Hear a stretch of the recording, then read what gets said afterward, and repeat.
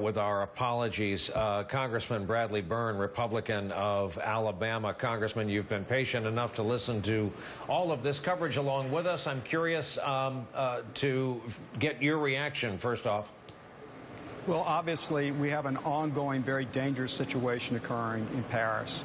The Parisian authorities appear to be taking it very seriously. They're showing great success in going after these people. My hat's off to them, but this is not over. It may be over in France, but it's not over around the world. It's not over for the United States.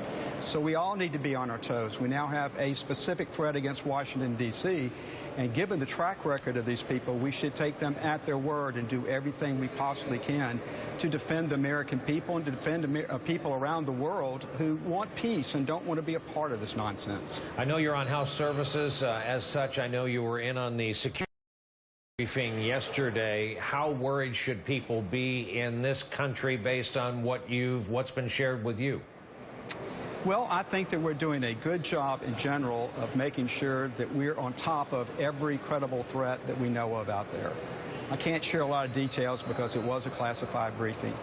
The one point of worry, the thing that I think many members of Congress are very concerned about, is the Syrian refugee program to bring Syrian refugees into this country. We have a very credible threat from ISIS that they're trying to sneak their terrorist fighters in with these refugees. We do not have enough information on the ground from Syria to be able to know who these refugees are, so we cannot be sure that we're not inadvertently letting into this country refugees who are in fact terrorists.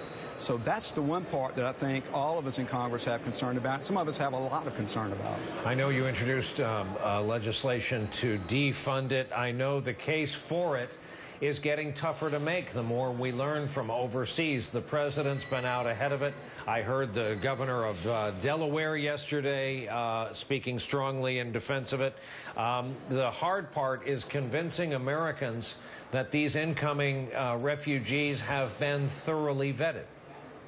Well, you can't convince them they've been thoroughly vetted because we can't thoroughly vet them. We have a really good system for vetting them, but the system depends upon having information in it that we can only get from people or assets on the ground that can tell us who is this person, what do we know about them. Well, for most of these people, we don't know anything about them because we haven't had any ability to get that information from the ground. So because of that level of misinformation or non-information, many of us in Congress feel like it's just not safe to bring this particular group of refugees here. And let me make this very clear. The vast majority of us in Congress support a refugee program in general. It's this particular population that has a heightened threat with it that we're very concerned about. Congressman Bradley Byrne, House Armed Services, Republican of Alabama, thank you, sir, for your patience and for being with us.